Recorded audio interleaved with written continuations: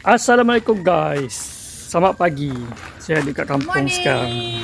Morning. Sekarang kita berada di rumah ayah di Pasir Jelatang. Alhamdulillah. Dan jangan sekali boleh datang melawat ayah anda. Kita nak pergi makan ni, kopitiam kita. Ni banyak tanam. Ni pokok gapelio. Ni pokok bendi. Pokok bendi. Oh ni. Pokok bendi. Banyak lah pokok bendi, buah bendi. Okay guys, jom kita nak pergi makan kat kopitiam kita.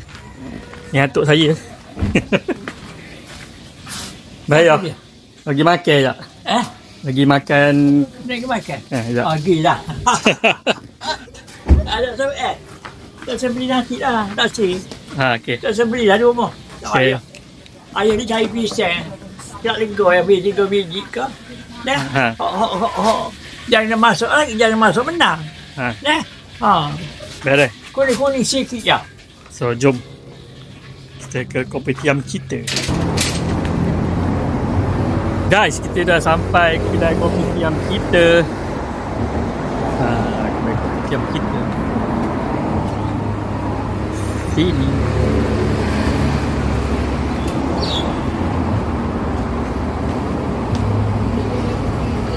Wow, kali ketiga sampai. Nak order? Order tadi. Sini ya.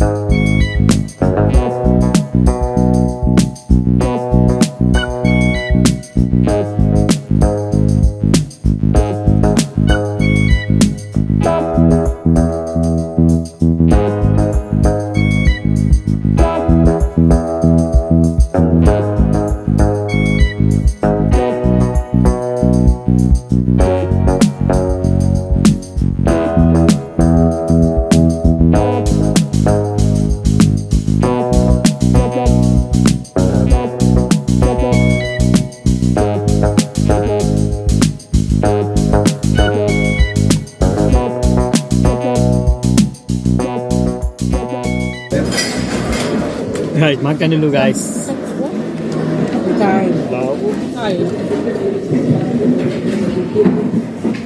Lepas tu ada roti titap.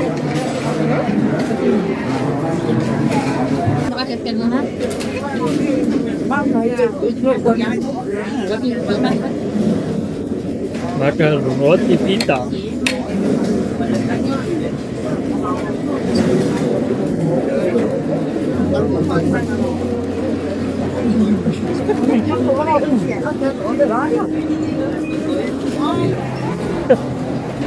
Bagi apa? Nak apa? Video ke? Video. Video lah. Video. Boleh pilih-pilih. Nasi lauk, nasi momok, nasi apa, pakai dah puas. Memang sedap. Itulah kopitiam kita. Okey? Macam-macam. Hari Rabu cuti. Hari Rabu cuti. Public holiday cuti.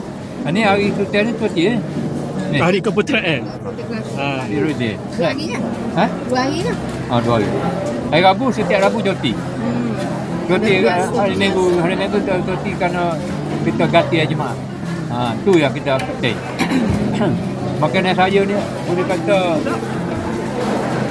orang kata puas lah. Makanan boleh pilih.